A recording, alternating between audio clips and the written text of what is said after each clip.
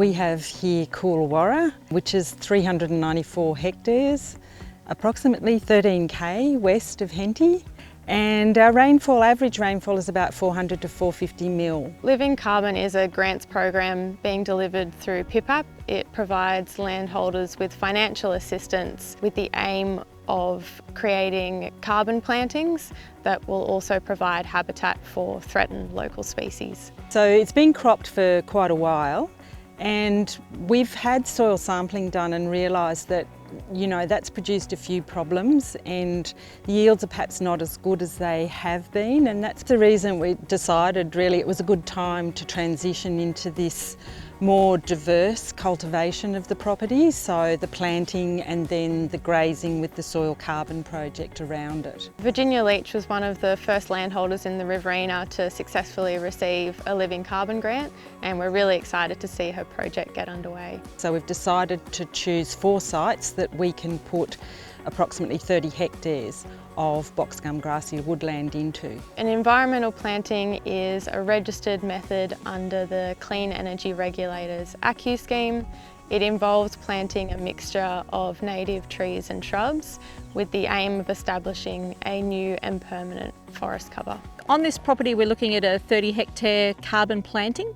We're going to establish that using 2 methods. So we're going to be direct seeding a range of acacia species, over 8 species, as well as some dodonea or some hotbush. And then in conjunction with that, to support that direct seeding, which is where we sow the seed directly into the ground with a direct seeding machine, we'll be doing some tube stock planting. So the tube stock will be concentrating on the eucalypt species or the larger overstory species of the site, and that'll allow us to strategically place them throughout the site to get good spacings. Projects like Virginia's are registered with the Clean Energy Regulator to generate carbon credits, which are also known as ACCUs or Australian Carbon Credit Units.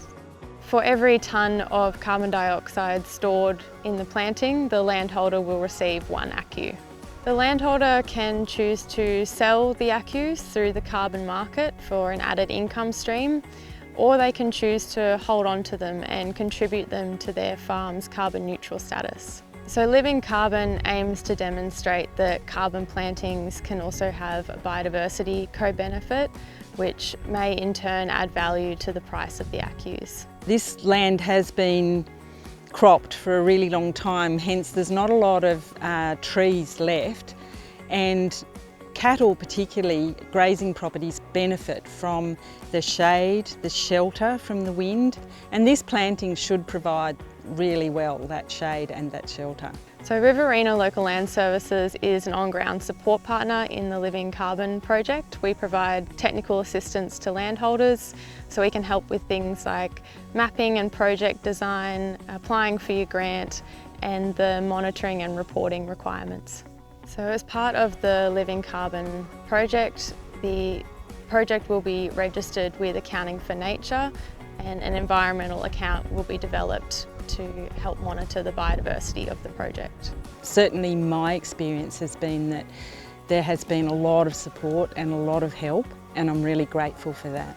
Yeah, look, this is very exciting for us. The size and the scale of the carbon plantings is a really exciting thing, particularly the added benefit of the corridors that it's creating along the riparian areas on the property. So yeah, I can't wait to come back in 5 years' time and see how it looks. So at the moment I'm feeling like I'm really winning and it's a nice feeling.